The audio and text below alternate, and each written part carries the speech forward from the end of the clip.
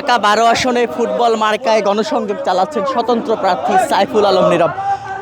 দেখতে পাচ্ছি যে এই মুহূর্তে ফুটবল মার্কার গণসংযোগ নিয়ে তিনি তেজগাঁ এলাকায় অবস্থান করছেন। আমরা যেমনটি বলছিলাম যে এই যে ঢাকা 12 আসন, সে ঢাকা 12 আসনে ত্রিমুখী লড়াইয়ের সম্ভাবনা রয়েছে।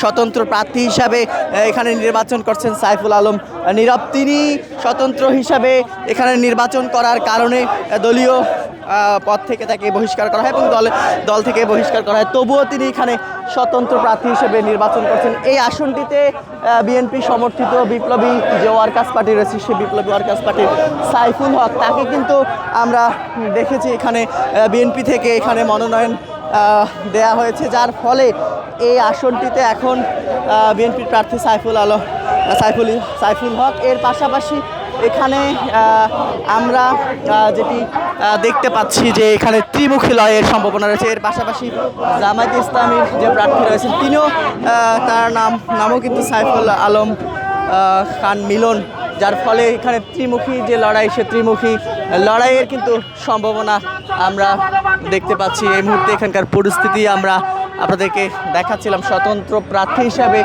শক্তভাবে কিন্তু মাঠে রয়েছেন সাইফুল আলম নীরব। সব মিলিয়ে নির্বাচনী যে গণসংযোগ, সে নির্বাচনী গণসংযোগ কিন্তু জমিয়ে রেখেছেন তিনি।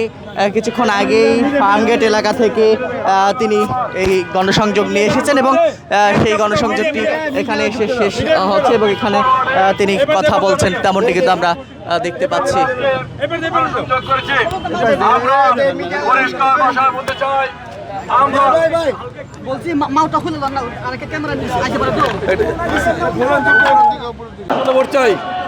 এলাকার ছেলে ফুটবলে পড়ছে, আমি এলাকার ছেলে ফুটবলে পড়ছে, এলাকার ছেলে ফুটবলে পড়ছে।